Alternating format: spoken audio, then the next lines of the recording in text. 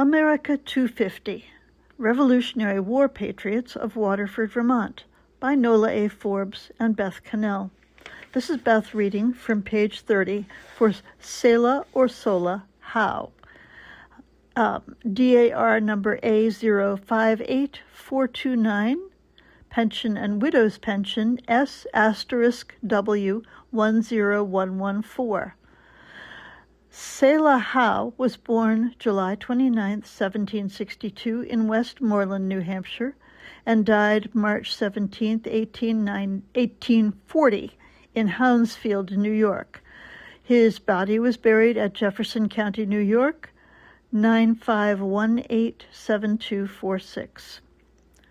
When Selah applied for a Revolutionary War invalid pension on April 17, 1818, he stated he was usually a laborer, but had lost the use of his right arm and was in indigent circumstances at age 55.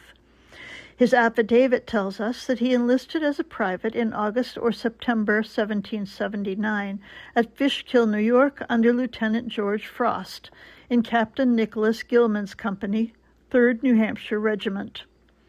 The company was broken up in 1781, and he was transferred to the 2nd New Hampshire Regiment in Captain Dennett's company, serving until the Army was disbanded in June 1783. His honorable discharge was at Newburgh, New York, where he was awarded the Badge of Merit for honorable service.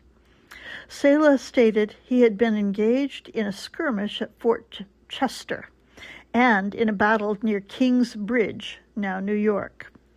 He participated in the siege and taking of Cornwallis at Yorktown, Virginia, on October 18, 1781.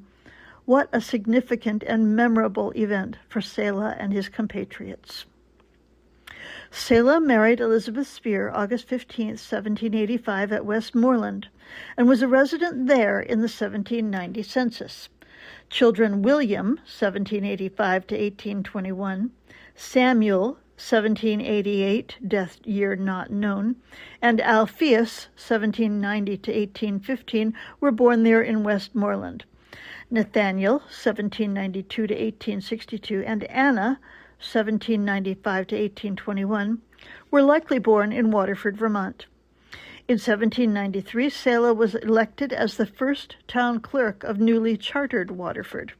He was Justice of the Peace in 1795 and tax collector in 1796.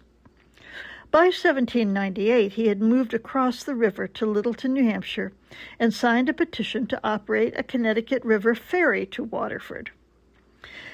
Nehemiah, 1800 to 1870, was born at Littleton.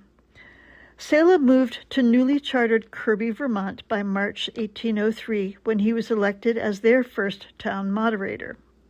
Lodoiska, born 1804, death date not known, James, 1806 to 1886, Rodolphus, 1808 to 1853, and Ruth, 1812, death date not known, appear to have been born there in Kirby.